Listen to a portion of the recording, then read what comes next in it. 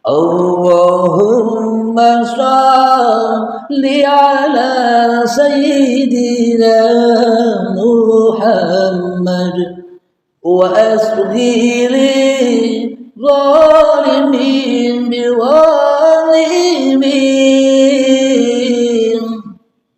wa akhrijna min bainihim salimin wa ala alihi wa sahbihi ajma'in.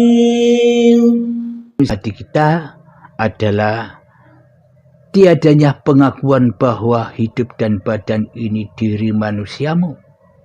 Karena manusia tidak akan bisa menyebut-nyebut bahwa dirinya sebagai manusia tanpa Allah sebagai penciptanya. Jadi yang menyebut-nyebut diri kita sebagai manusia, ya Allah sendiri. Makhluk tidak bisa menyebut apa-apa tentang dirinya. Sama halnya kopi ini. Mohon maaf. Kopi ini tidak akan bisa menyebut-nyebut bahwa diri ini adalah kopi selain penciptanya. Siapa pencipta kopi ini? Apakah Abdul Halim? Apakah saya? Bukan. Penciptanya adalah hidup yang menyediakan ini semua. Penciptanya adalah bahwa ini adalah kopi, adalah hidup yang ada di diri masing-masing kalian semua. Sehingga kalian bisa menuduh nama cangkir yang ada, nama ini adalah kopi. Kalau Anda tidak hidup, kalau Anda mati, maka Anda takkan bisa menyebut bahwa ini adalah kopi. Jadi yang bisa menyebutkan ini kopi adalah ya penciptanya. Bismillah.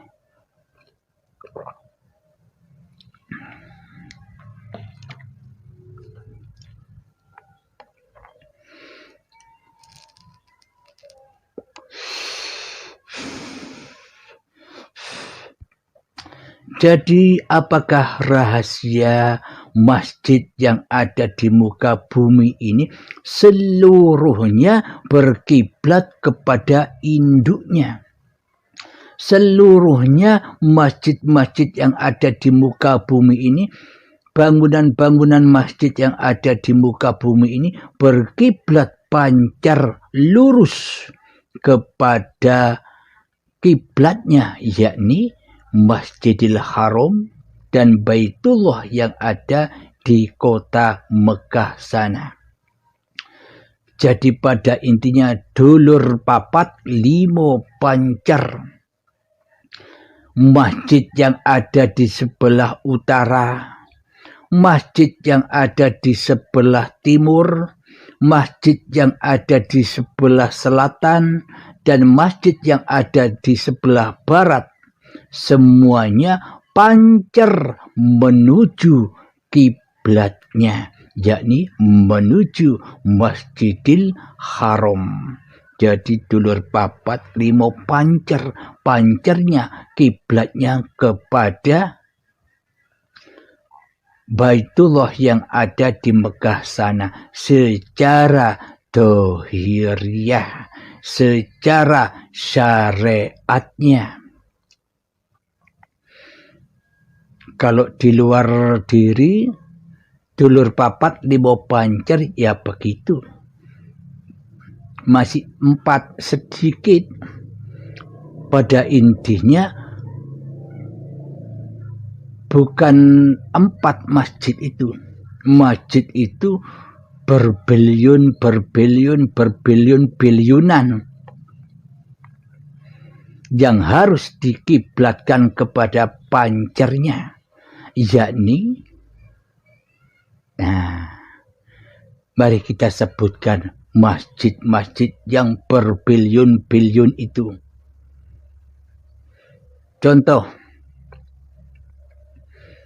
ketika di dalam hati kita, ketika di dalam mata kita ketika di dalam pandangan kita memandang segala sesuatu, maka nama-nama di segala sesuatu itu kan berbiliun-biliunan.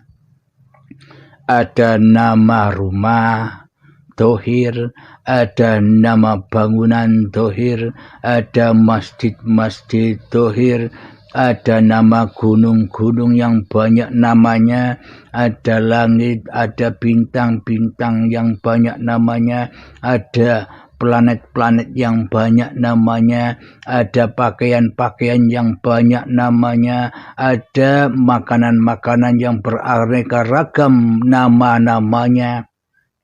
Nama segala benda-benda yang ada di alam semesta itulah hakikatnya masjid. Jadi makmurkanlah masjid-masjid itu. Bagaimana cara memakmurkan masjid-masjid yang berbiliun-biliun itu? Caranya adalah hadapkanlah kiblat-kiblatnya kepada induknya masjid. Di mana induknya masjid? Ada di dalam dadamu sendiri-sendiri. Itulah induk dari segala induknya masjid yang ada di luar dirimu.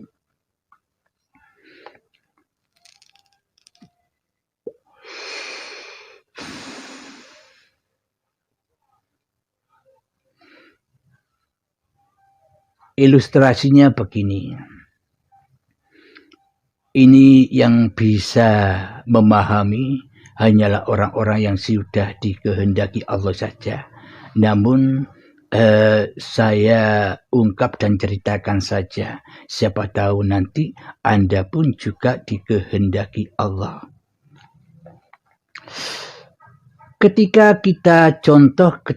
kita memandang baju yang ada di luar diri kita, atau baju yang ini, atau tangan ini, atau sarung ini, atau apapun nama-nama yang ada di luar diri kita, jika tidak ada induknya, jika tidak ada kiblatnya, bila tidak ada Baitullah yang ada di diri tiap-tiap manusia, yakni hidup, apakah kita bisa menyebut-nyebut masjid-masjid yang ada di luar diri kita? Seluruh apa yang kita sebut di luar diri kita itu kan masjid-masjid yang kecil. Jadi ahadkanlah masjid-masjid yang kecil itu. Maksudnya bagaimana mengahadkannya? Mengahadkan di dalam hati kita bahwa apapun yang aku sebut, apapun nama-nama yang aku sebut, apapun sesuatu yang aku lihat, yang begitu banyak ragamnya itu di luar diri kita, yang ada di dalam bioskop-bioskop pagelaran Tuhan di alam semesta ini. Jadi ahadkanlah di dalam hati kita, bila tidak ada Allah, bila tidak ada wujudnya hidup, maka nama-nama itu, maka segala sesuatu itu takkan pernah ada.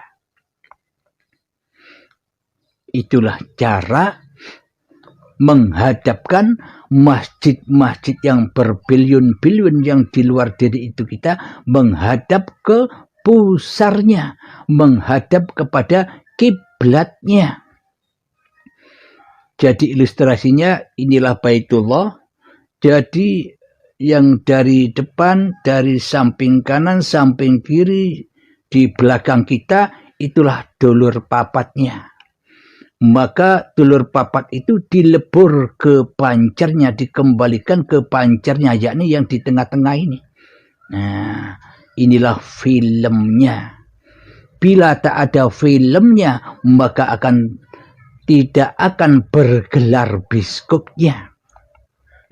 Jadi apapun yang di luar diri kita itulah hakikat pagelarannya, hakikat bioskopnya, hakikat alam semesta ini berpancar kepada tiap-tiap diri manusia yang di dijadikan khalifatullah, yang dijadikan wakil-wakil Allah. Jadi bukan manusianya yang berganti jadi Allah. Pemahaman-pemahaman hakikat makrifat yang di luaran sana kan kebanyakan mayoritas begitu. Hambanya yang bisa mengenal Allah, hambanya yang bisa bertauhid, hambanya yang merasa sudah mengenal Allah, manusianya yang merasa bermakrifat. Jadi pada intinya manusia tetaplah makhluk, tidak bisa apa-apa. Makrifatnya manusia kembali kenal kepada sejati diri manusianya yang hanya sebagai makhluk yang tidak bisa apa-apa, seperti masjid-masjid yang ada di luar diri itu sama. Manusia wajib seperti masjid-masjid yang ada di luar diri kita itu, yakni makhluk-makhluk ciptaan Allah, makhluk-makhluk ciptaan hidup, tak akan pernah bergelar tanpa adanya hidup. Jadi adanya segala sesuatu, jadi adanya segala sesebutan-sesebutan yang kita sebutkan selama ini, biliun-biliunan nama-nama yang kita sebut-sebutkan selama ini, pulangkanlah, hadapkanlah baik yang ada di depan kita, baik yang ada di samping kanan kita, baik yang ada di samping kiri kita, baik yang ada di belakang kita, pancarkanlah, kembalikanlah ke kiblatnya, yakni Baitullah, rumah Allah. Bila hati kita sudah bisa begitu, maka itulah yang disebut haji yang mabrur, pasti diterimanya, yakni hati yang suci dari diri manusianya di hatinya. Dulur papat yang di dalam hatinya pun sudah menghadap ke kiblatnya. Nyawa, jiwa, hati, roh sudah kembali menghadap, meleburkan diri ke dalam hayatullah, yakni uripe Allah. Bila tak ada uripe Allah, apakah kita bisa menyebut-nyebut nyawa, jiwa, hati, roh? Jadi yang menyebutkan nama nyawa, jiwa, hati, roh adalah bila manusia masih ada hidupnya Allah. Jika manusia sudah mati, ya sama seperti makhluk yang lainnya yang hakikatnya adalah mati. Jadi inilah yang dimaksud peran-peran kemuliaan manusia itu, yakni hanya menjadi wakil-wakilnya Allah, hanya menjadi khalifah-khalifahnya Allah, hanya sebagai makhluk-makhluknya Allah saja, jangan menjadi ketua. Selama ini kan yang menjadi ketua kan diri kita. Seolah-olah kitalah yang mengetuai seluruh aktivitas-aktivitas yang kita lakukan. Seolah-olah kitalah sang kholik itu. Sadarkah kita? Mari kita sadari. Agar kita mencapai maqam husnul khotimah. Husnul khotimah itu baik pungkasannya.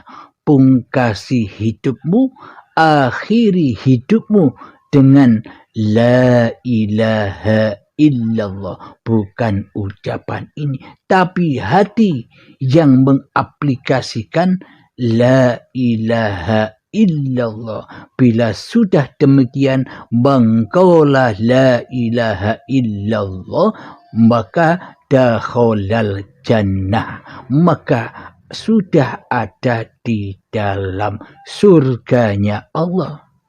Ketika masih ada langit dan bumi, ketika masih ada hidup dan badan ini. Jadi Allah itu ya di sini dan di situ. Jadi Allah itu ya di dunia dan di akhirat. Jadi Allah itu di segala apa-apa yang kau sebut-sebutkan. Jadi segala apa-apa. Allahumma salli ala Sayyidina Muhammad wa asghiri zalimin biwalimin wa akhrijna min bainihim salimin وعلى آله وصحبه أجمعين